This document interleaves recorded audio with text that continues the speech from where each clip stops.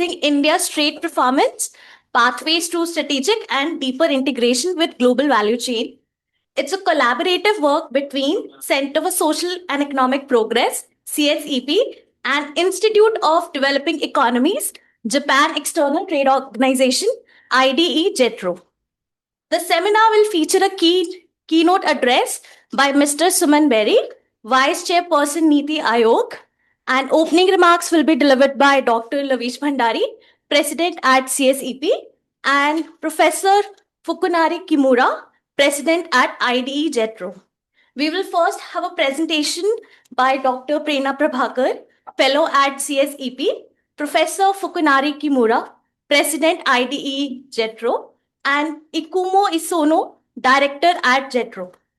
The presentation will be followed by a discussion with our panelist, Professor Amita Batra, Professor at JNU, Mr. Damu Ravi, former Secretary, Ministry of External Affairs, and Mr. Ishtiaq Ahmed, Program Director at Niti Aayog. Thank you so much for coming. The session will be moderated by Dr. Rajesh Chadda, Senior Fellow at CSEP. And with that note, I'll invite Dr. Lavish Bhandari to start. Thank you. And Mr. Suman Berry would be joining us shortly. Thank you, Nancy. Welcome, everyone. It's indeed a pleasure to have all of you here. I must thank all the panelists and, of course, our friends from JETRO for being here, for working with us. CSEP is a multidisciplinary independent think tank which works on a range of issues related to foreign policy, economic policies, and energy and climate change. We have 100+ scholars who work on diverse areas which span just about every aspect of economic activity and, of course, the relevant public policy. As time progresses and as things become more and more volatile and unpredictable, CSEP has also been trying to be at the forefront of many of the issues that policy needs to grapple with. And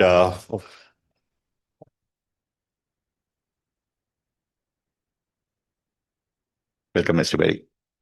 And one of the ways by which we have been doing that is that we've been very lucky to have great partners across the world who have agreed to work with us. And I'd really like to thank Mr. Kimura from JETRO for enabling this partnership. Its partnership essentially brings together insights from India, insights from a global perspective, where our scholars have worked hand in hand with scholars in Japan and, of course, in other countries as well. And the idea has been that can we bring with these two different perspectives and different lens, does it throw a different kind of a light at policymaking? I mean, very glad that the Niti Aayog has been very open to some of our submissions in the past, and I'm also grateful to Mr. Berry for being here and giving us his ear. So I won't take more longer. We have a long panel and a great discussion ahead. So thank you very much. May I now just request the next? Thanks. I'll request Dr. Kimura to give opening remarks.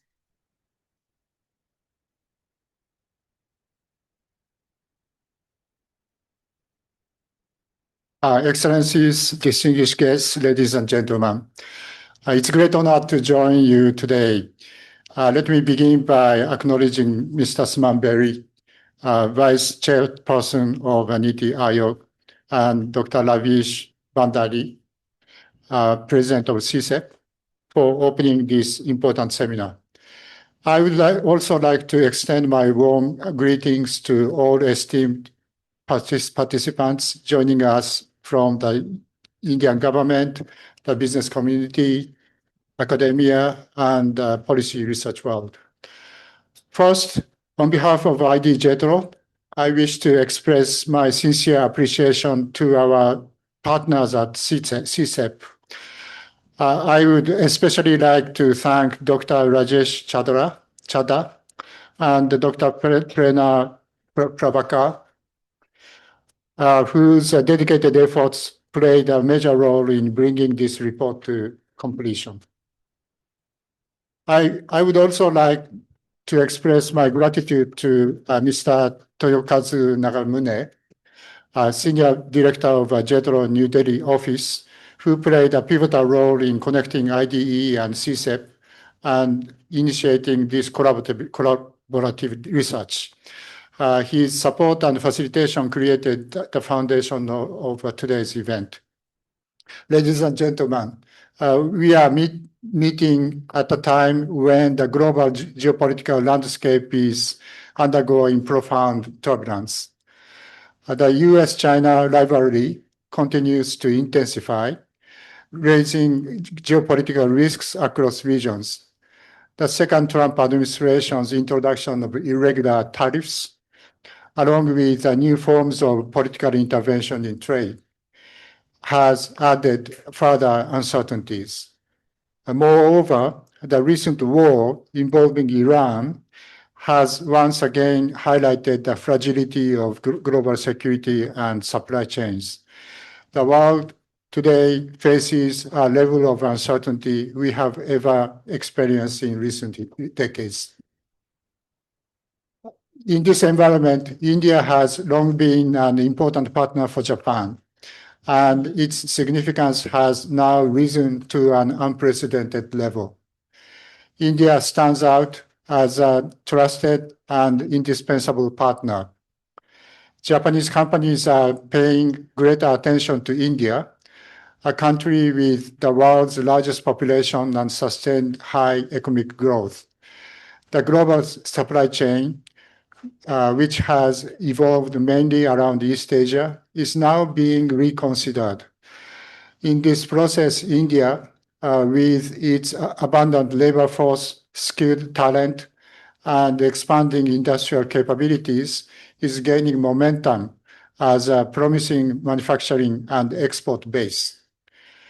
At the same time, our report argues that India has even greater potential to play a more central role in global value chains. Yet, this potential has not been fully realized. Why is that the case? Our joint study explores this question through evidence-based analysis. We examine whether certain trade policies, such as strict QCOs and tariff increases, may be constraining India's deeper integration with global value chains. For ID JETRO's side, we conducted empirical analysis using the gravity model and our in-house IDE GSM simulation model. The detailed findings will be presented shortly. I very much look forward to the panel discussion and the opportunity to exchange views with distinguished experts and policymakers here today. Thank you very much for your attention.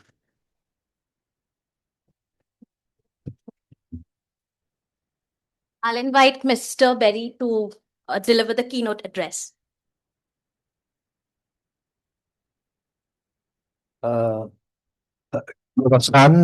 President ID JETRO, Lavish Bhandari,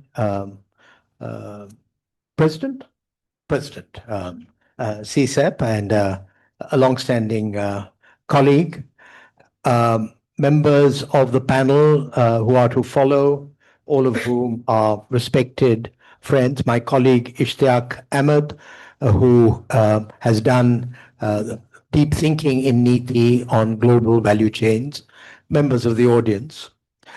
I'm pleased and honored to be here for at least two reasons, maybe three. The first is to show respect and solidarity for my good friend and colleague Rajesh Chadha, whose depth and integrity of work is something I've respected in our quarter century, I think, of association, and to indicate, as it were, the importance of evidence-based research that is associated with him, but also because of my own personal association with Japan. Officially, that began as a member of the expert group that was put together by the Ministry of Finance to make a recommendation on a Japan-India CEPA in 2006. but even prior to that, going back to graduate school, where it was my privilege to meet, at that time, young and now retired Japanese officials, both from the Gaimosho and from what used to be called MITI, but is now called METI. So, and for the reason that has been already mentioned by Kimura-san, that in the present environment, the political basis, on the one hand, for the Japanese-Indian relationship has never been stronger.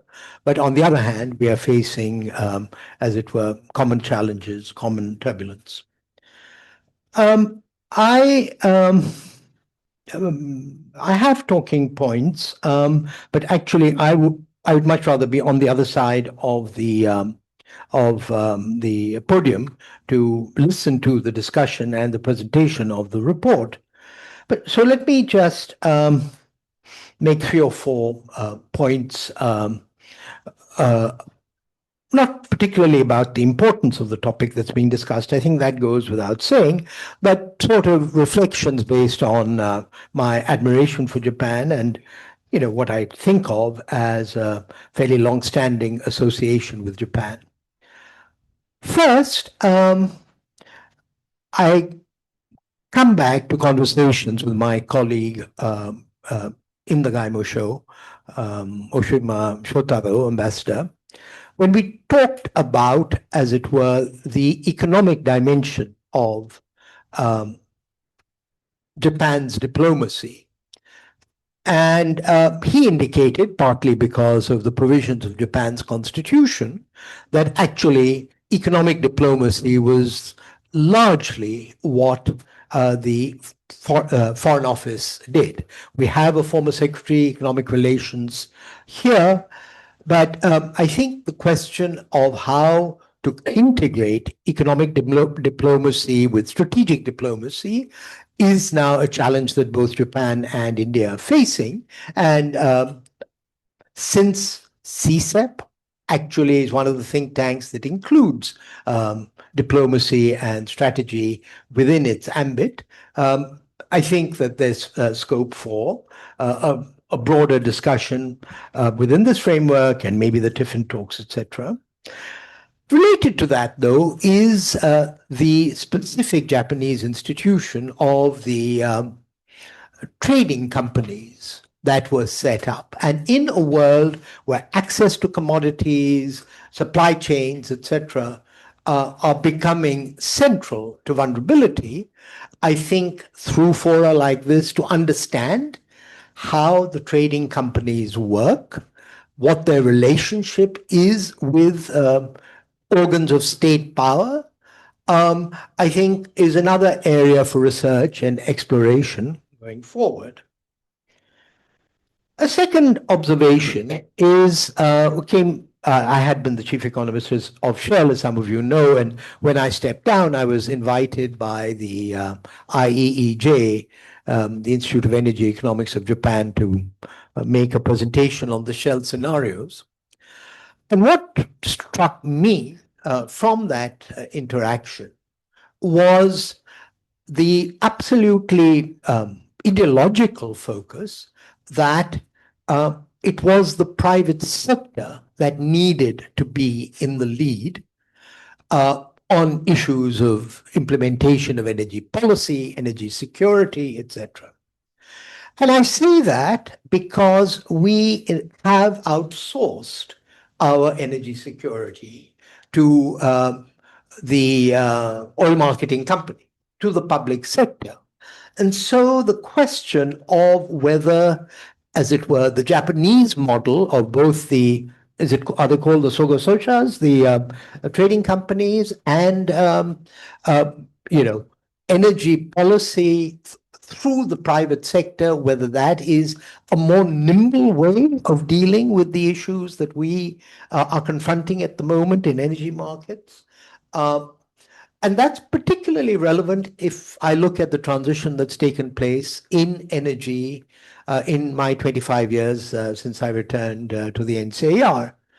I mean, when I arrived, Rakesh Mohan bequeathed to me Gajendra Haldia and the Electricity Bill 2003, which then became the Electricity Act. But that was a period when the power sector, on which CSEP has done extremely distinguished work, was entirely a public sector monopoly. With an integrated value chain from generation to distribution, to transmission to distribution. Where we are today is very different in the era of renewables, where much of the investment is actually taking place in the private sector. And so the question of how to ensure energy security while enlisting the flexibility of the private sector is, I think, another area where we could probably have a fruitful dialogue with our Japanese friends. And then a much more controversial issue is, did Japan get to where it was through openness? Did Japan get to where it was through industrial policy?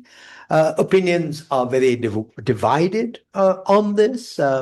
Whether Japan succeeded because of METI and METI, or whether it succeeded despite METI or METI. But I think for us who aspire to learn from Japan in so many ways, to embrace, as it were, all that is involved in the Japanese experience, is of considerable significance for India. So with that, let me say I'm pleased to be here at the launch of this document.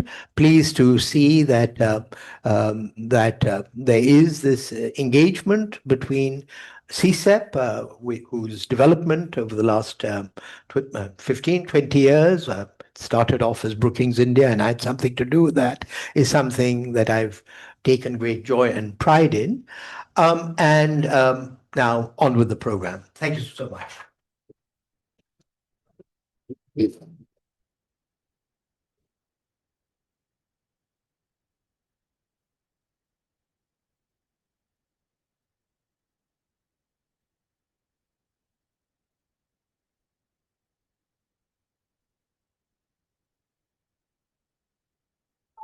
begin with the paper presentation.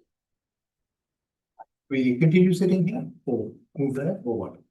It's easier to sit. Oh, no, we can sit. That's it.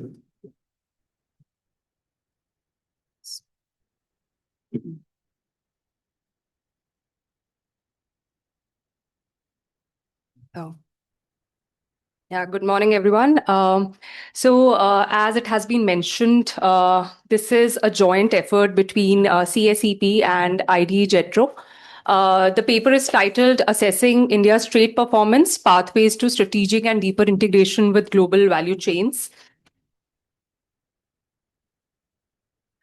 So this is the overview of the discussion today. We'll start with the objective of the paper, followed by key trends in India's trade, tariffs, and FDI inflows.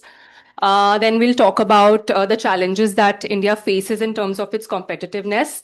Also, there'll be a discussion about some of the success stories when we talk about GVC integration, a detailed assessment of India's protectionist measures, then a discussion on US tariffs and India's resilience strategy with regard to that. And we'll end with conclusion and policy suggestions. So the objective of the paper, when we talk about India's competitiveness, there are several constraints with respect to that, some relating to its domestic ecosystem. But yes, India's trade and tariff policies also feature in India's competitiveness challenges. So India is one of the most protected economies across the globe. And as of 2024, its import tariff, average MFN tariff was around 17.6%. And it's also paralleled with several non-tariff measures like the quality control orders. Although the recent revoke of several quality control orders was a welcome step, but then there are still several QCOs that are in force and are on important raw materials and intermediate goods that need to be reassessed. So, to integrate into global value chains, it's important that Indian policymakers focus on its trade protection so that the input costs are reduced and we integrate better into the global value chains. And this report is an effort in that direction. We examine India's trade policies and we offer some actionable recommendations to strengthen India's manufacturing competitiveness. I'll just quickly run over this. These are just some trends in India's tariff, trade, and FDI inflows. When we talk about India's average MFN, most favored nation tariff, we see that tariffs had drastically fallen since the 1991 economic reforms. But over the last few years, I would say starting 2017-18, we again see a surge in the import tariffs. And interestingly, in parallel to that, also the net FDI inflows have seen a fall. Starting 17-18, though it increased for a bit, but then we again see a fall in the recent years.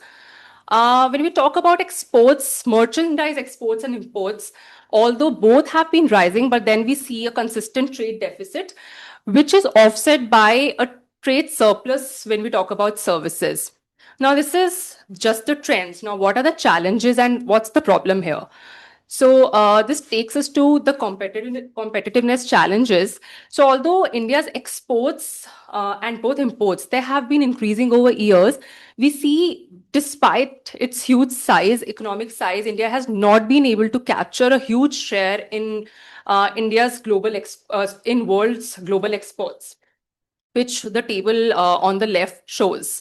And while smaller countries like Vietnam, they have seen a huge surge in the last 2 decades in terms of its share in global exports.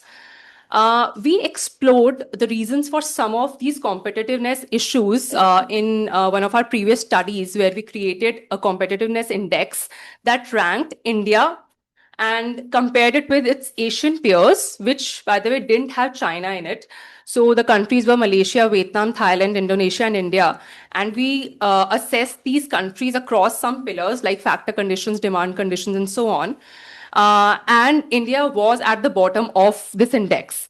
So what was driving these competitiveness challenges? Some were related to factor conditions like labor productivity, limited access or adoption of technology, problems relating to access to land, then some of the firm concentration problems. But then I'll focus on the pillar that was the global trade policy pillar, where we saw that because of India's high tariffs, it ranked at the bottom in this particular pillar on global trade policy. And some of our further work showed that it's not only the tariffs, but also the rampant use of non-tariff measures like QCOs, which have surged like at a very high rate since 2018, and are on important intermediate and raw materials on sectors like metals, chemicals, textiles, etc. So, increase in tariffs have been paralleled with an increase in quality control orders and a continuous use of anti-dumping duty as a tool to protect the economy from imports. Although we would want to say, and we talk about this in the report, that anti-dumping duty is a legal tool, but then it has been used rampantly by the Indian industry. And if you see on the right, it has been mostly used against Chinese imports. So the third problem of the competitiveness with respect to India is the question of China, that how do we deal with China? So if we see our import dependence on China has increased tremendously over years, specifically on goods which are very important and critical for our supply chains, the intermediate goods, capital goods, raw materials. So, but is having high tariffs the answer to the problem that China that arises because of China? So what Indian policymakers have tried is to address this through industrial policies, one of which is the production-linked incentive scheme, But when we tried to do an analysis, of the sectors that are beneficiaries of these PLI schemes, we see that barring few sectors, not many sectors have seen a surge or an increase in exports post the PLI scheme. So the question is that are PLI schemes helping, our exports? The critique to the PLI schemes generally is that it's first is like MSMEs are out of the ambit of PLI schemes. Then second, it's given based on the volumes and not on value addition or technology upgradation, innovation. And many a times, PLI schemes are accompanied by high tariffs on the same sectors, like products and components that go into producing those particular products. So it's kind of counterintuitive. So the question is that how do we manage our trade and tariff policy to ensure that our manufacturing competitiveness is strengthened? Having talked about these problems, we'll also now talk about some of the success stories, especially in the sector of smartphones, that Professor Kimura will talk about through some gravity analysis model.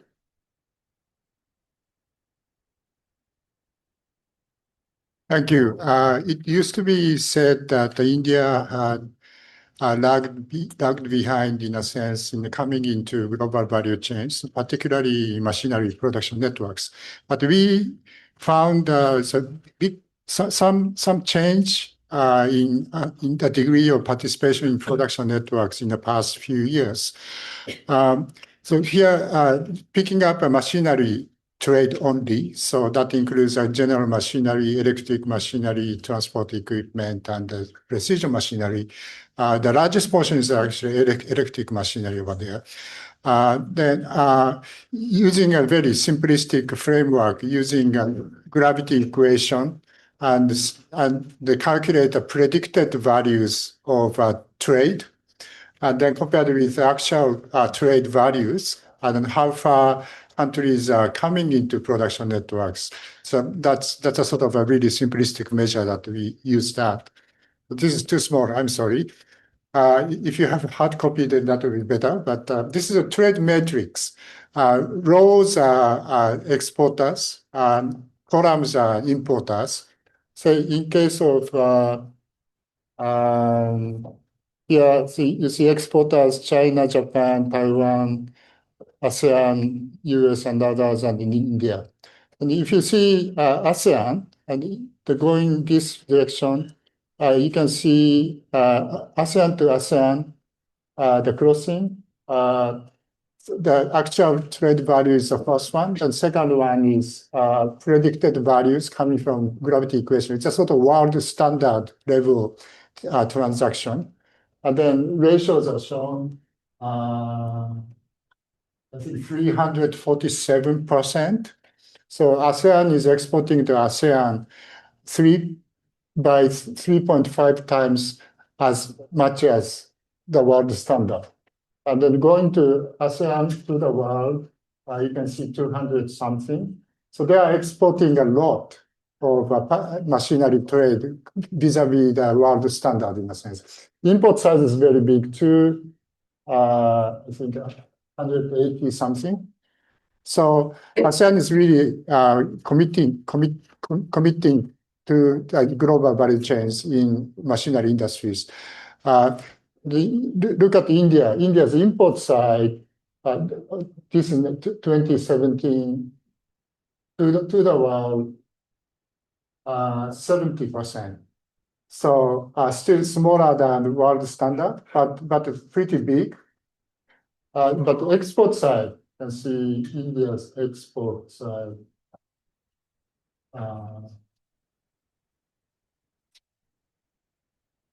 Yes, only 20%.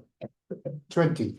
So India is not importing pretty much of machinery. About 60% is parts and components, actually. But actually the export side really not utilize a sort of potential of machinery exporters. 2023, so we can see some changes, particularly on the import side. India's import going up to 90%. So it's closer to a sort of world standard level of importing machineries, actually. So very large portion is increases a lot, and a very large portion is parts and components in E&E sector. The export side still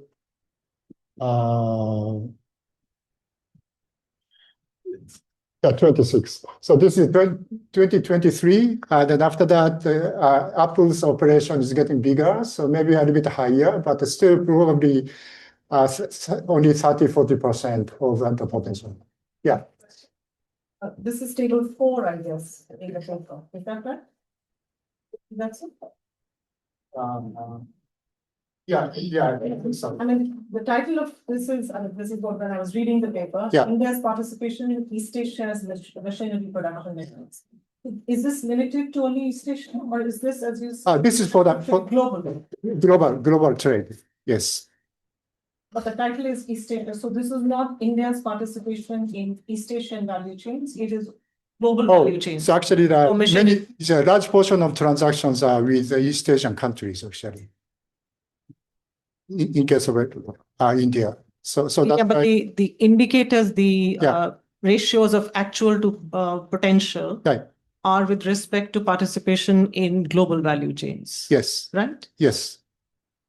But only machinery trade. But no, that I understand, but I don't understand the East Asia bit here. How do I how do I get to know that what this is? Right.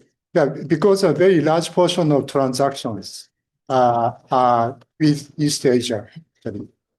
Right. So that's why I put it like that. Some details for the export side. Export to the US increasing a lot from 2017 to 2023.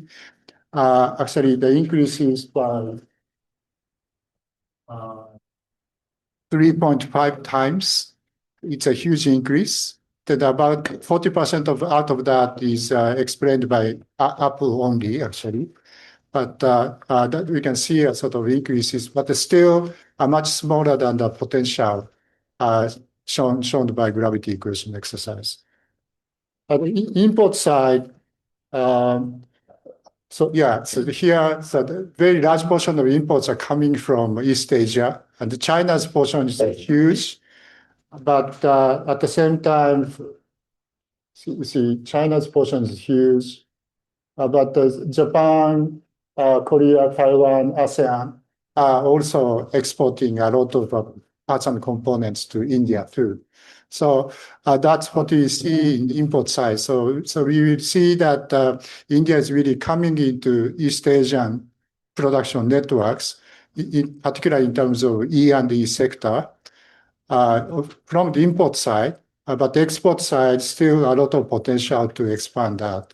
So I think in order to export, we have to import in production networks. So unless import, we cannot export. So I think various kinds of potential trade barriers for intermediate goods. I think that's really crucial to increase the exports here, actually. So that's what we see that in a sort of simple exercise. Thank you.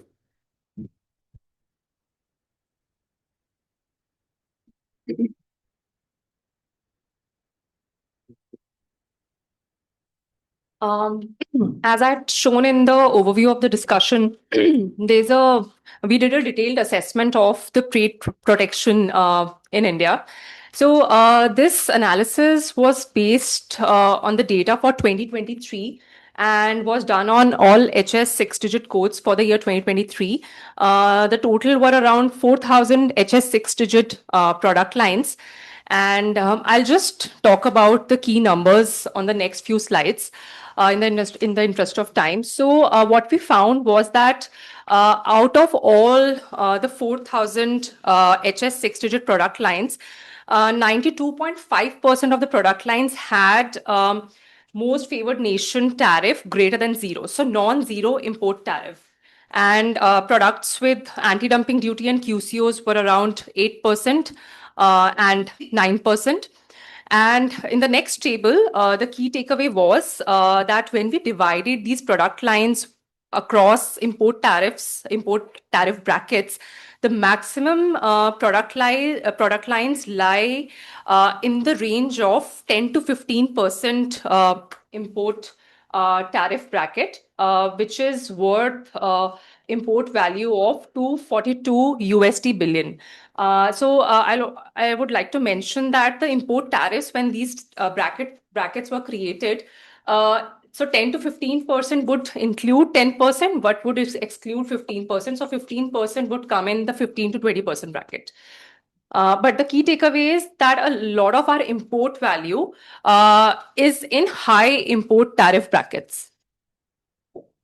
Then when we divide these import tariff brackets across the kind of goods that these tariffs are imposed on, we see that this 10 to 15 and 15 to 20% bracket, which where most of the import lies, are on goods which are intermediate or capital goods or raw materials. Again, highlighting the fact that it's detrimental for our integration into the global value chains. As Kimura-san mentioned, that for exporting more, we need to import more of items which are of intermediate in nature to integrate better into the global value chains.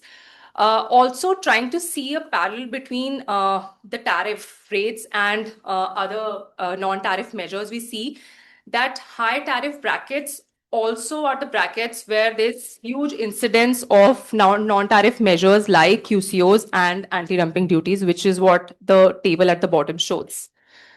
Then quickly, based on this data, we created two protection scenarios where we further filtered our HS 6-digit HS codes into the ones that have that are imports greater than the national average. So to assume that these goods are imported in high volumes, that was the first condition. The second filter was so out of these highly imported goods, the goods that have tariffs more than 10%. So again, an assumption that these are highly imported and are also protected highly. So with these two filters, we see that the final filtered set is worth around USD 148 billion, which accounts for around 33% of India's total import basket and includes important items which are again of intermediate category like rubber, iron and steel and chemicals.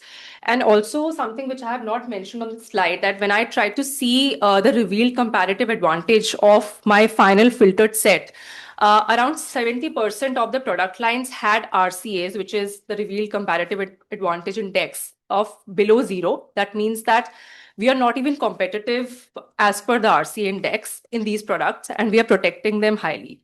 So this was the first protection scenario. I further deepened the scenario by adding the layers of NTMs, which are in my case quality control orders and anti-dumping duties.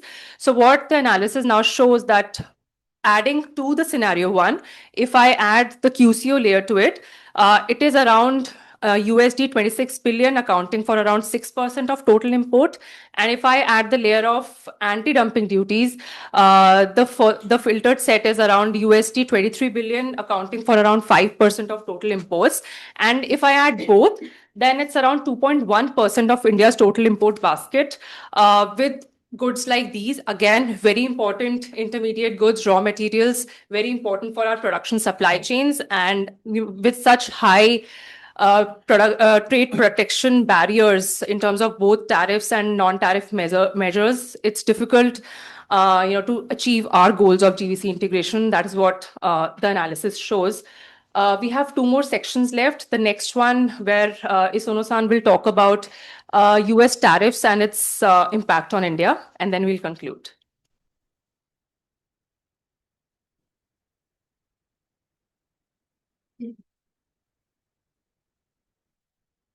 Good afternoon. My name is Ikumo Isono. Today I will present the key findings from our joint work with the CSEP on the India's economic performance and its resilience strategy under the United States reciprocal tariff regime. The analysis is based mainly on the section 6 of the CSEP working paper and implemented by our additional assessment of tariffs imposed under the Section 122 of the US Trade Act. We use the IDGSM geographical simulation model, which captures structural changes in the domestic and international economies as firms alter the sourcing and sales patterns. Under the Trump administration, the global tariff system has shifted from the rule-based framework to the one increasingly shaped by the geopolitical distribution. India, China, and several ASEAN economies have been affected by the abrupt changes in tariff rates. In our updated scenario, we assume that China faces a 20% tariff while the India faces 25%, eliminating India's earlier relative advantage under the first wave of the US-China tariff conflict. Before the second Trump administration, economies such as Vietnam, Thailand, Malaysia benefited from the trade diversion from China, whereas India, due to its weaker participation in electrical and electronic value chains, gained little. Next. So under the reverse tariff structure, many economies experience the negative effects, making the end of the favorable trade diversion environment for the global south. India's loss is modest, but importantly, it loses its relative advantage over China because now China gets lower tariff. And then in this case, the US buyers no longer redirect toward India. Even so, India remains more resilient than ASEAN economies because its export dependence on the US is only around 2% of the GDP, while countries such as Vietnam, Thailand are significantly more exposed. Then, given the volatility of the current tariff regime, our analysis indicated that India's most effective strategy is liberalization toward the world, together with export market diversification. When India lowers its MFN tariffs to the Thailand level and reduces non-tariff barriers, including procedural burdens, standards-related frictions, and regulatory opacity, the model shows a 1.55% GDP gain relative to a new trade scenario.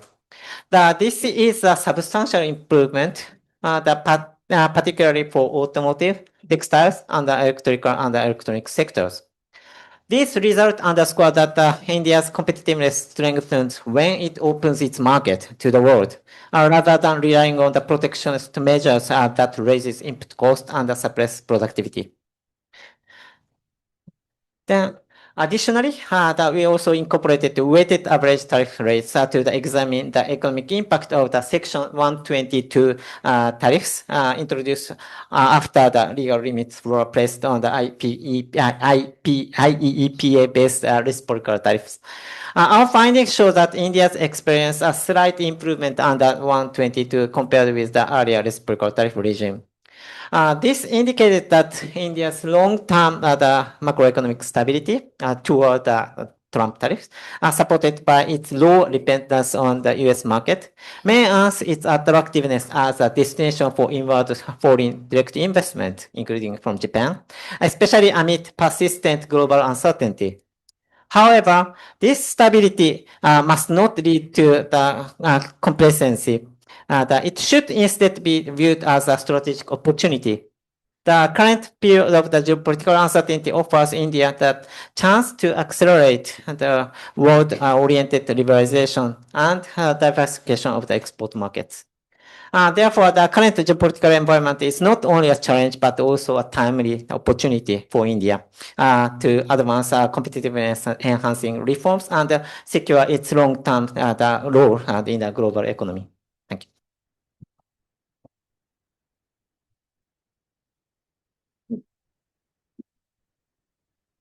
Sorry for this back and forth between the presenters, but like the report, the presentation was also a collaborative effort. So I'll now conclude the presentation. So given this geopolitical situation, it's important that we diversify our export basket and also our import sources. And to achieve our export ambitions, it's important that we address two broad concerns. One is our domestic ecosystem constraints And second, obviously, our trade and tariff policy. And as it has been established that imports play an important role in our export goals. And as Isono-san has mentioned, that the modeling has shown that import tariff cuts lead to significant GDP gains for India. So the trade liberalization efforts should start by identifying important intermediate goods that the detailed trade protection analysis that showed that it's the intermediate goods right now that are highly protected. So we need to identify those and also prioritize the sectors where we have low comparative advantage in terms of liberalizing those. And as again, the detailed assessment showed that we should avoid imposing multiple layers of protection, again, as it was shown, of NTMs and also tariffs on important critical intermediate goods to facilitate our integration into the global value chains. So what we suggest is in terms of the time frame, short-term, medium-term, and long-term policy suggestions. Short-term should see freeze in further tariff hikes and also correcting for inverted duty structures where intermediate goods are highly protected as compared to its finished goods, and also remove quality control orders, which, as I said, has already been done and the steps have been initiated on critical inputs which have limited quality concerns. For the medium term, it's important that we place all the important intermediate goods and capital goods in the 0 to 5% MFN bracket, and also avoid overlapping measures like tariffs and non-tariff measures. Also, again, continue the reassessment of quality control orders, especially for the intermediate goods.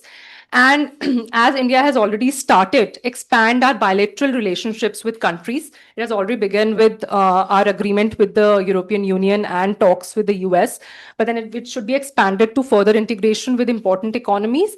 And for long term, as our other studies on competitiveness have shown, that we should focus on our domestic ecosystem facilitation and also link the incentive schemes with not the volumes but also productivity improvements.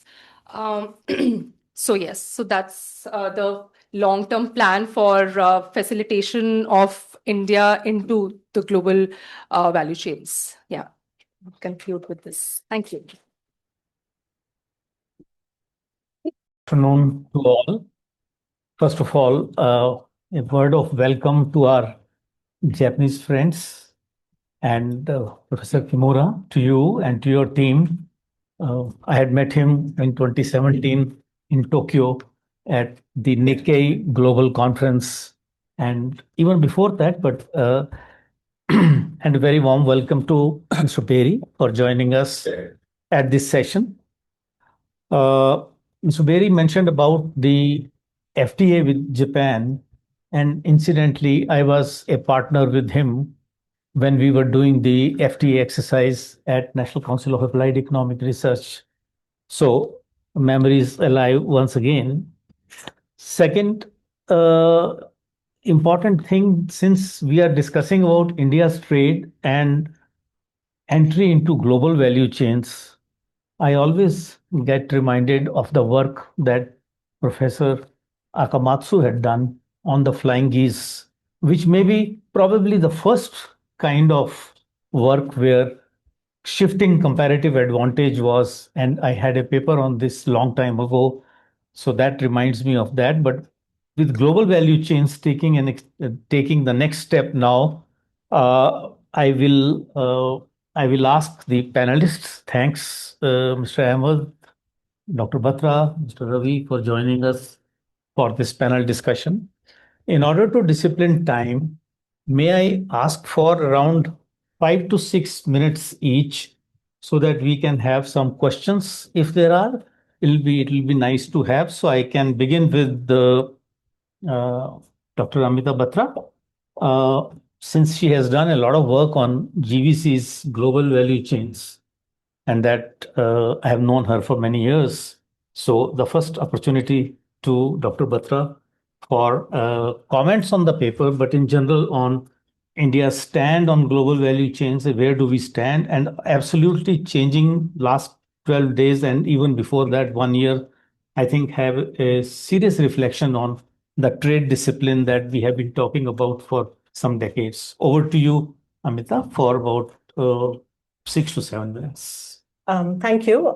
Thank you very much for giving me this opportunity to be here today and to comment on this very, very important subject, I think, which is assessing India's trade performance and looking at India's pathway to deeper integration with global value chains.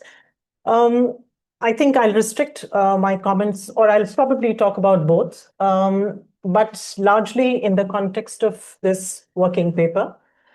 And here, taking from what has been said earlier in the keynote address by Mr. Berry, as well as by what Dr. Chadha just said, I feel that while this is a hugely detailed exercise that you have accomplished, I congratulate you on this work, deeply appreciate the kind of effort that has gone into it.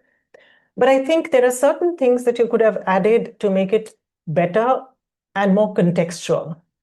And why I say this is because I think this report has been developed over the last 1 year or so, or it's this is a report that's coming out today when the context as far as trade in the world is concerned is very, very different from where we were in 2024, where we were in the last decade, where we were when global value chain or the first unbundling in global production networks really started, what Dr. Chadha has just mentioned in terms of Akamatsu, the Japanese FDI and production unbundling, that goes back decades, And even as far as global value chain integration is concerned, the peak period that we saw of the manner in which it originally was initiated was 1995 to 2005.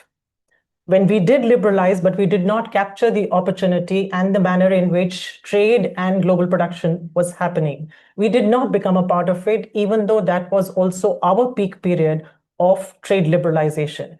So I think you need to contextualize this particular study, introduce this in the context of how trade and global value chain integration has been changing over the years and where is it now. In terms of the length as far as global value chains is concerned, complexity of value chains, partnerships, participation in value chains. Gone are the days when it was purely unbundling on the basis of cost competitiveness. We are today talking about a very, very different context, as was mentioned in the keynote. We're talking about a political context, a geopolitical context in which global value chains are being reshaped. So I think that context needs to be brought in very clearly to begin with, to set the paper and to set the objectives of the paper. Two, what are the objectives of this paper? While I understand that you talk about tariffs and the overlap between tariffs and QCOs in terms of being a major hindrance in participation in global value chains, what is it that we're looking at? This India-Japan collaboration that has been done here, is it to see India's integration in the regional value chains, global value chains, Japanese investment in India, Japanese and Indian collaboration for global value chain participation? I'm not clear about the objective of this exercise. That you have these constraints in trade policy, yes, we know. Yes, these are known that tariffs are high. Average MFN tariffs, average applied MFN tariffs in India have been high. They've been rising in the last few years. By the way, the reduction, if you notice your own graph, the reduction in tariffs stopped somewhere around 2008 or so. We did not reduce global tariff, our average MFN tariffs after that. So this has been a long story as far as India is concerned. That intermediate goods are most important as far as integration with value chains is concerned, and we need to look at tariffs on those. Yes, that too, I appreciate the fact that you've highlighted, applied tariffs as well as the sector-specific QCOs. But what I want, and ADDs, you also bring in ADDs. I have a slight bit of discomfort as far as ADDs are concerned. You admit in your paper that this is a legally allowed, justified measure where we go through the WTO process as far as dumping and anti-dumping duties are concerned. But they're also limited to a certain time period. So what is the time period that has been taken into consideration here? Where is it that you've seen the overlap? Is this overlap of higher tariffs that you see in intermediate goods, does it coincide with the application of the ADDs during that period on these intermediate goods? That's the kind of rigor that I would expect from a working paper from a think tank that really contributes to policy making here. I would like to see that you bring out the intermediate goods, bring out the QCOs, bring out the ADDs, the time period, and then look at the extent of overlap with tariffs. 3, I'd also like to see the kind of weightage that you ascribe to each of these components. Is it the most important? Which is the most important here? Is it tariffs that's the most important, or is it QCOs that you're talking about? Again, they're more recent. Some of them are very recent. And in tariffs also, I'd like to see, in QCOs also, I'd like to see which are the specific QCOs that you're talking about. You distinguish between those that are quality specific and those that are not. But which one are these? Where is it? After all, you do say that you've gone through a 6-digit, HS 6-digit, 4,000 commodity detailed analysis, but I don't see that in the paper. So I need to know that when you keep saying intermediate goods, higher tariffs, QCOs, ADDs, is there a real overlap in the time period where we've been constrained by these factors? To what extent by each factor in terms of our integration with global value chains in what sectors? A fundamental thing that I think that needs to be done in this paper is highlight which sectors are you talking about? Because there are some sectors that are GVC intensive, but not all sectors are GVC intensive. Chemicals, for example. These things in terms of detailed nuances and finer aspects which make the analysis rigorous and credible. I think those are some of the aspects that you need to add. A final point, I may have overstepped my time, but 1 minute more. Yeah, a final point here, I think repeatedly you say that PLI should be value addition oriented. You make that your recommendation too. I beg to differ here because what does it mean? You go back to your protectionist policy. When you say higher domestic value addition, you are doing this. By the way, DVA is already a specified aspect of PLI in automobiles and auto components. So to suggest that it should be, but it is also already there. 50% DVA in automobiles, auto components is a requirement under the automobile component PLI in India. Is it good? I'm not so sure because it comes with local content rules, which say restrict imports, use domestic products, which may not be perfect substitutes, which may not be efficient substitutes. And there is the entire story of exclusion here in terms of small and medium enterprises and concentration that will result in terms of those who can afford the higher priced imports, So I think that contradiction, in a way, negates the entire proposition of this paper. Your conclusion and your recommendation negates what you're saying in the paper. I want to make one more point, but yes, I'm sorry. This point is on, when you say higher tariffs in India, but you go on to say that FTAs we've signed these FTAs, yes. As a result, rising MFN tariffs are increasingly being offset through bilateral and plurilateral trade negotiation, making FTAs a central instrument of India's trade policy. Yes, we have in recent last 1 year, 3 years, I would say, really made FTAs a centerpiece of our trade policy. I wish we'd done it earlier. These are the two, I think, UK and the one with EU that are the deepest trade agreements that we have signed. In fact, the only two that I would call deep trade agreements, because this is the first time that we've done close to or 85% plus tariff line liberalization in FTAs. We haven't done that earlier. In fact, 84, 85 sectors, machinery and components, have been the most protected sectors across our earlier FTAs. And we did not really see benefits in terms of that kind of integration.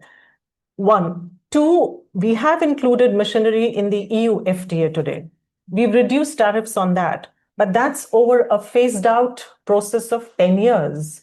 So Doing it in FTA for a bilateral partner, yes, that's good, reduces tariffs for that particular partner, but that doesn't mean that it offsets the exercise or reduces the need for reduction in tariffs unilaterally otherwise, So these two should be separately pursued and need to be pursued as far as India is concerned. Finally, this is my final, that it's not rationalization that you should be asking for, but be very clear in asking for comprehensive review, that is reduction in average MF and applied tariffs in India. Thank you. And Thank you. apologies. Thank you, Amrita. Some very good points came up, and since there is a lot of discussion on PLIs, and I would hand it over to my friend Mr. Ishtiaq Ahmed, who is from Niti Aayog, because he has been doing work on PLIs, global value chains, and both in the context of the paper that has been presented or some other thoughts that you have in mind. So over to you for 6 minutes. Thank you, Dr. Chadha. First of all, big compliments to the work which has been done. And it's a wonderful work. In fact, I have gone through the report and the kind of diagnostic which has been done. But what I would like to speak just to supplement that, what could have been certain additional thing, but you should have the area defined under which space you had to work. So first of all, just complimenting on the work you have done and the diagnostic with regard to whether it was a very high tariff rate or the QCOs, and how it has led to the declining FDI and balance of payments issue also. So let me get to two things. First of all, because I can say that I was the one who wrote the basic umbrella note on PLI. So let me try to explain what the PLI has been. So because if the criticism comes around every corner, so let's understand what the PLI was meant for. So first of all, PLI was never meant to be solution of the India's entire manufacturing problem. Okay. Number two. So PLI came out of the surplus which we were getting out of the MEIS scheme, which was basically the scheme supporting the sports. Now you had the surplus money which had to be utilized, and so as to directly, indirectly catalyze the exports in a WTO compliant manner.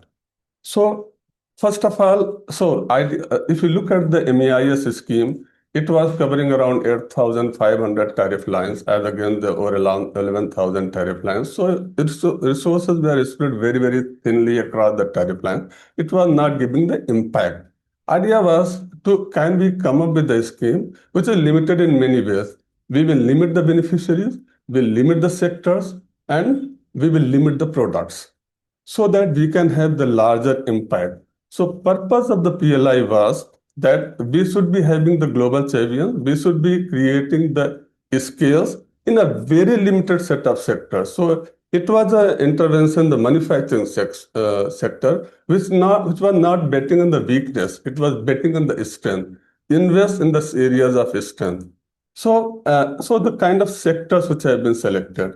And also that, rationalizing the tariff lines may not be desirable all the time. So for instance, in the electronics sector, there was a duty rationalization, there was a PMP program. After that, we came with the PLI scheme. Why the PLI scheme was got introduced? So if you look at the entire space of the manufacturing sector in the country, basically we are suffering from manufacturing inefficiencies. How to address that? So first of all, we have the problem of the speed. Nothing gets done in the time. So you go for the approval, it will be delayed. So that also costs. After you get the approval, then you have problem of getting the land. Land is very costly. It is scarce. State after state, you go there. Then you have to get the plant and machinery. So as mentioned, you have a duty on the capital goods. So you are adding additional costs and you are competing against the companies which are in China, which are on the depreciated plant. They have more and more efficiency. You have the labor arbitrage, but labor productivity is very, very low. You have poor adoption of the technology. So the cost of capital in the country is very, very high. So these are all together adding to the manufacturing disability. So when we were trying to negotiate with the select set of players in the electronic sector, they said if I am manufacturing a mobile phone in China, it will cost around say $100. If I manufacture same, it will cost around $113 in India, but in Vietnam, and $124 in India. So we have the cost disability of this percentage. So we said, okay, let's negotiate and work it out. We settled on certain percentage of incentive. That is how these global players agreed to have their manufacturing plants in the country. So we said we will try to address this problem of manufacturing disability in a limited period of time. By that time, you should become more efficient, and we will keep on improving our infrastructure so that the cost disability is addressed in longer period of time.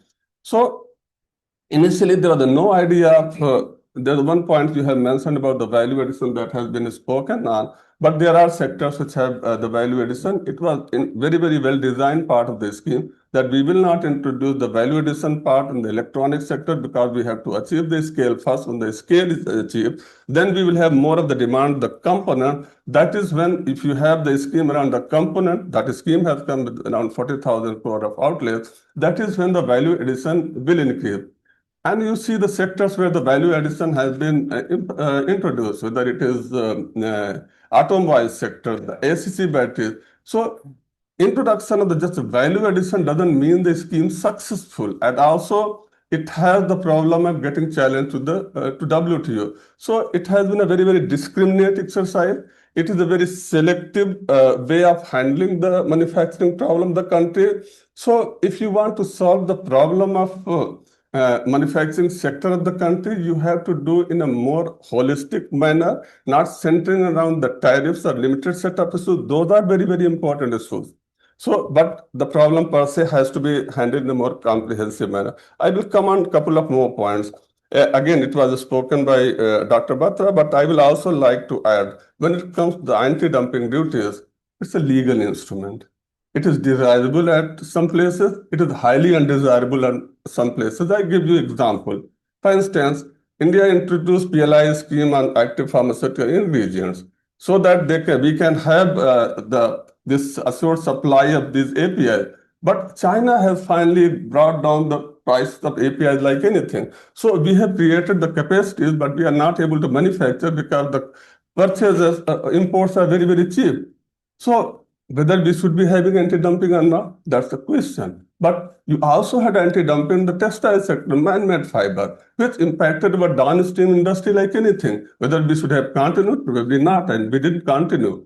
So the anti-dumping duty is the kind of instrument which has to be used very, very selectively and in a very, very judicious manner. And last of the points, probably I will take my last minute on that, the QCOs. QCOs, I fully agree. In fact, we have been working on the QCOs as a part of the high-level committee also. We believe that unless there is a national security, health and safety involved, QCOs should not be imposed as far as intermediates, raw material are concerned. Even the capital goods, we are making around from China almost 50% of the imports to capital goods, and we are very poor on the capital goods. So if we are levying QCOs on those very products, actually we are adversely impacting our manufacturing. So we have to be, again, when it comes to the QCOs, we have to be very, very selective. We have to impose QCOs if at all necessary, only on the finished goods. There also, it may not be necessary. As far as intermediates and raw material are concerned, these are highly undesirable. We have recommended certain revocation of those QCOs, and some have been done also. So overall, what I would like to say, when it comes to the manufacturing problem and integration into the global value chain, it has to be more holistic exercise. Thank you. Thank you very much. I think some points to be noted, and towards the end, I like the team to make observations on what has been said by the panelists. And Mr. Ravi, to you, because of your experience, I met you around 10 years ago in the Ministry of Commerce, but you are of course from MEA. So geopolitics, the way it is working, or supply chains, any of both, of course, comments on the paper itself and your views on global value chains and geopolitics would be very welcome. Thank you, Dr. Chedda. And first of all, let me at the outset congratulate CSEP and IDE for this excellent report. I think it's brings out very important perspectives about India in specific. I think that's the focus. And of course, how we should, what are the problems that are there? I mean, there's no disagreement in the broader issues that you raised and brought out very clearly. But from India-Japan perspective, there are very different approaches which we have to take note of. One is that the trajectory of Japan was started much ahead. 70s, they were also very protectionist, and then they became export-oriented, then the supply chains. So they've understood how to navigate that terrain. So export orientation, and then the supply chains, then the assembling lines. So when they negotiated the CEPA in 2010, they had this in mind. It is just not trade, but trade and investments are interlinked concepts there. I think that was the approach they took. And then services, technology, all this are interlinked in that sense. We don't have that kind of a broader perspective on the way we understand trade. So 1991, of course, seemingly very liberalized reform, but that was done because of external pressure, not because there was an internal deep intellectual rigor, academic rigor that needs to go into it. We haven't done that. With the result, what we ended up is we continuously and constantly remain protectionist. In the sense, we had to open up in 91. Yes, you said that the tariffs have come down from 90 to, again, now they're going up from what used to be 10 or so, now 17 or so. But we remain protectionist. But I think this gap will always be there in the way we see trade. We seemingly seem to open up now again in the FTAs. In the last 10 years or so, we have done about 10 FTAs, but in the past, we have done even more. But there again, trade per se, we are looking at it, not economic integration. Because FTAs actually lead to economic integration. This is not just a number game. Because it's a very misleading. When you say how much I'm importing, how much I'm exporting, it's a very misleading game. But actually, one should be thinking about how much of investments have come, how much of technology has come into the country, and how much of value that is creating within the country. These are even more important than the numbers. So some observations there I had was, in the case of, again, Japan, the way because they are so much externally plugged and externally oriented, the foreign policy and trade policy almost aligned. And I've interacted with the Japanese diplomats and their Meiji officials. They're the same ideas they project, and their interest, economic interest, they project. So that's whereas we're still not in that game, because we are still in a silos thinking. The trade policy and the foreign policy is not still aligned. The economics should underpin in the 21st century the foreign policy, but we are yet to evolve into that game yet. I think that's because also the domestic market is so huge. So the vested interests come into play to see to that the protection always remains there. I think the broader perspective is, as you brought out, is openness actually helps the economy. So when you have high tariffs or you have the NTBs, the QCOs, the anti-dumping duties, they're all very restrictive. In the sense, I mean, I think it's very clearly brought out again in your presentation that if you had high tariffs, you had a protectionist, the trade remained restricted. Our export, the band value of the bandwidth in which the exports in the last 10 years have remained more or less the same, 300 to 400, $450 billion. It has not been in an escalatory position, but imports have been growing because your industry needs imports. There is this connect of import-exports connect, and we have to recognize it. I think a lot more thing that we are missing in the game is actually the integration of the entire economic activity, trade, investments, e-commerce, technology, finance, capital, all these are integrated. So it requires a lot of understanding within the policy level in consultation with the industry and how to take it forward. So I think the problem will be solved, in my view, if we start to look at our own orientation. If you are more export oriented, then the scale will automatically come. Technology will automatically come. Then you will make a correction. What needs to be done domestically in order to be a strong economy externally plugged? I think that requires. I think it's not about zero tariffs. In my view, it's about predictability. When partnerships are evolving on the global stage, it's more about exporters always look at, or even importers look at whether the predictability or not. Today, in the geopolitical sense, we're facing that heat. The reciprocal tariffs is one. Now we're having the West Asian crisis. There's a huge disruption that is happening. So it will create a disruption for not just India, for many countries in the world. We have to see how we can figure it out. Now, FTAs we have done, in my view, again, will open up another problem because you are going to bring down zero tariffs to many sectors. So it will create an inverted duty structure at some stage. So as Amita has said, that perhaps at some stage we should voluntarily look at MFNizing most of our FTAs liberalization, or you offer that to some other trading partners in the same way. The last item and I had in mind was actually on the PLI. See, PLI is a very fantastic initiative. It attracts few sectors have been identified which are very important for us to be robust in the economic dimension. Very good. But we should not expect that automatic investments will come because PLI is there. I think there is importance lies in addressing the ecosystem challenges. That is where is a missing gap in the way we understand here. So you said value addition is one part of it, but in my view, you have to look at what components feed into making a final product.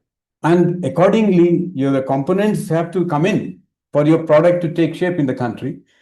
But the key thing here is, the localization is a long gestation period. Look at the Maruti. It took almost 2 to 3 decades to have 100% localization.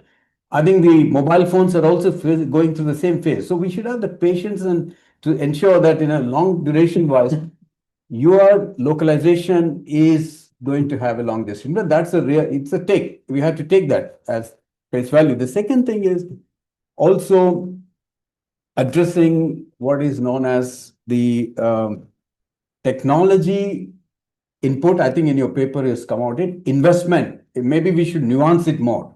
Technology and investment should also part of PLI. The last item I had in mind was actually what you are going to do. And you have the liberalization happening on the press note 3. Chinese investments will come in large numbers. And in my view, Japanese in that way are very shy because, since the time you entered India, it's only 1,400 or 1,500 companies that have stayed. And they're more or less stagnated. That is where I believe is a danger. The Japanese companies should scale up. Because if Press Note 3 will allow Chinese investment, there will be a huge competition for the Japanese companies. Thank you, sir. Thank you so much. I think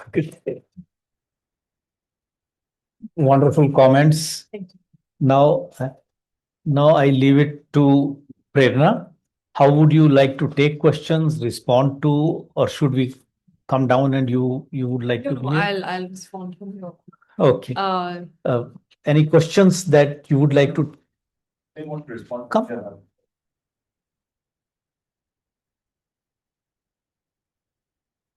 So yeah, I've taken note of all the inputs from the panelists.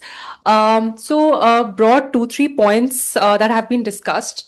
Mr. Ahmed mentioned that it's not only tariffs, but it has to be a holistic picture.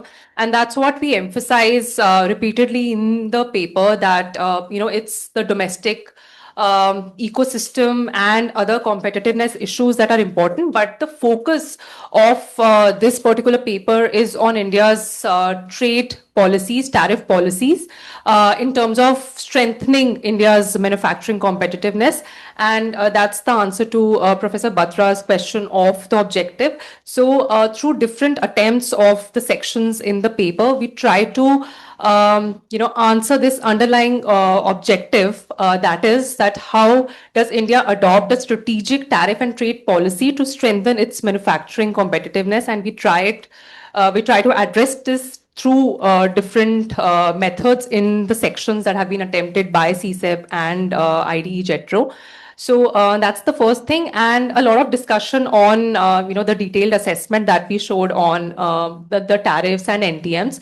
I would like to mention that because it was a limited time period that we had to do this analysis, we just focused on 1 year, that was 2023, and those HS 6-digit lines that we considered, and those nuances of ADD being there for certain time period could not be captured in 1 year. So as a next step, what we are trying to do is that we are trying to create a database where we will see. I mean, it's actually a spin-off from this work, where we'll see everything in parallel, which is tariffs, anti-dumping duties, QCOs, and many more. Like some goods are restricted, prohibited to enter into India's territory. So considering all of that, then different cesses. So it would add to this analysis. This was just given the time period that we had and all those nuances of which sectors, and then the time period for anti-dumping duties in which it is applicable. So that would be addressed in the analysis that we have started actually. And yeah, so that is all. I mean, I have addressed most of the broad. Yeah, and on the Japanese companies, Mr. Ravi, so we have a very good box in the paper that talks about the constraints and the problems that Japanese companies face in investing into India. So yeah, we have a discussion on that why are they hesitant in investing and what are the problems? Although they eye India as a very important investment and trade partner, but the problems are highlighted in the box. Yes. Thank you, Prerna. Thank you. Any comments, Kimura-san? Would you like to take a couple of questions? We have 5 minutes or 6 minutes if we are permitted. I just have one question, and that's for Istiaji. When you said that the PLI is a very focused thing, but when we look at the actions, you may have designed it to be a focused thing. I just looked at, there are 14 sectors, and 14 sectors, very widely defined sectors. Let me say, You have automobiles, you have textiles, we have these are wide sectors. So where is the focus? Yeah, So I tell you- effectively what happens is, if I was to study it, I would look at it as a generic manufacturing level, manufacturing sector level. No, I will explain to you. So I can speak on all 14 sectors.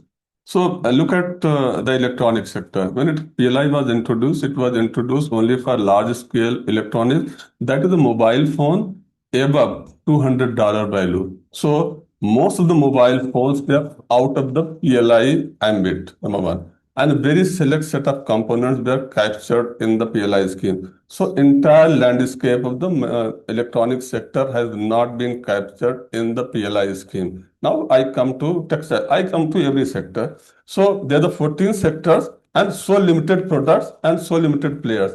In textile, only technical textiles are MMF. Entire textile sector is left out. Steel, only specialty steel. Pharmaceutical sector, only select set of drugs, APIs, and medical devices. Go to other sector, in telecom products, only the identified set of products. So you go to this highest outlays there in electronics and automobiles. In automobile sector, only the advanced automotives and the EVs, nothing else was touched. So you go sector after sector. It's a very small size of that sector which was captured in the PLI. So what was the reason behind that? Whatever is happening automatically where the government need not support, government should not be investing money. Government should invest money where there's a need to invest and there's an opportunity for larger economic gain. So it was a fund limited, it was a player limited, and it was also sector limited. Yes, Dr. Mohan. A couple of points. One general question on the MFN. So a rhetorical question almost. That now that we've done so many trade agreements, in terms of openness, would it not be a good idea to take the minimum tariff in every code across all the trade pacts and make the MFN all round? I mean, if you can do it for one country or one EU huge place or the US, why not the whole world? Which I don't quite see what we gain, right, by having so many different tariffs. I've not studied the details of any of these trade agreements as a matter of principle. Second, the matrix that was presented by Professor Kimura, I think is very, very interesting. And it would be, I've not got the paper yet, so I'll have a look at it. But I think it will be very, very interesting to derive policy implications from that, where you have for each of those sectors, right? That India is 30% or 40% or whatever of the what ought to be in some form. Of course, I don't fully understand what's behind the matrix. But it seems to me a very interesting tool.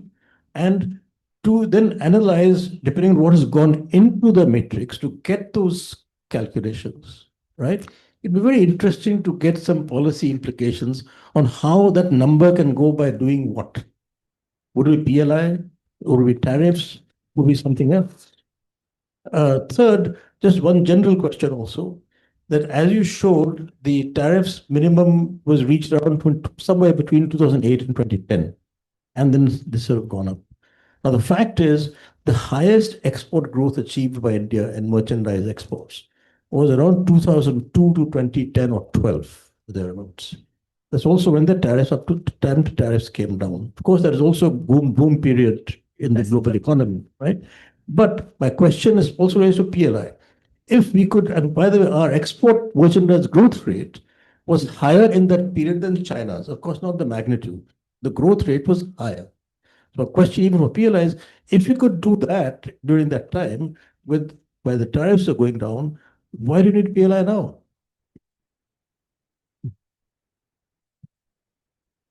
Question to you. On Professor Kimura's gravity modeling results, I completely agree. In fact, the results show that between 2017 to 23, how has India, limited its potential to, actual gap. So definitely, if we add more control variables to the model, a lot can be seen.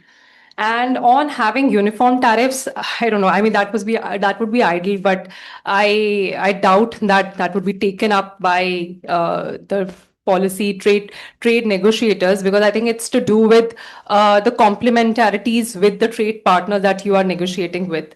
So that is my comments, like responses to the two questions. Great. I wish we would do that.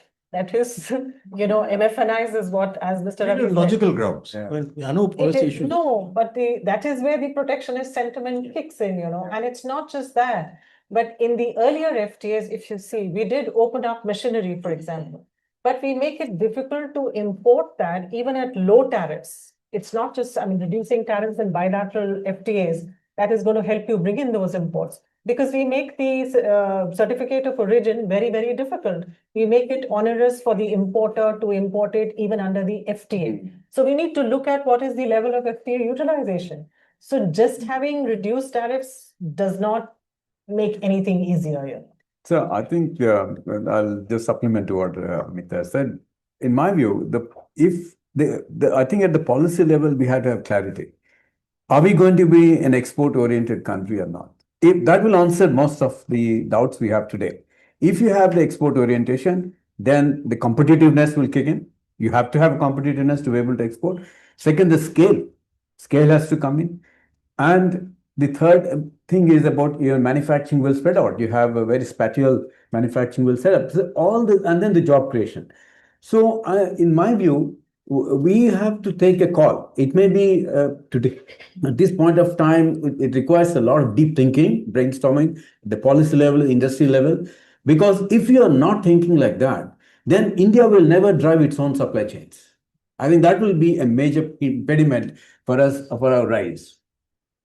And that's what we have seen in Vietnam's case. Like we did our earlier paper on the competitiveness index. Yeah. So I think that strategy and vision Vietnam has. Correct. So I should have said right in the beginning, fantastic paper, one of the best I've seen on trade in recent times. Yes, there are all many issues more that can be addressed, but I think that it'd be very useful, and I've had very good comments, including from everyone actually. I think we're very interested to push this further, and of course keep doing more sort of good empirical work like this to really push policy, answer many of the very good questions that have been raised. That's the only way we can go ahead. Any other question that? So I think it has been a wonderful discussion, and on making the inverted duties go away, I will recommend a text by Little and Joshi, 3 decades ago. Wonderful write-up, a small book. If you have not read, please read that. All the issues of inverted duty structure will go away. Prerna, I will recommend you to read Little and Joshi.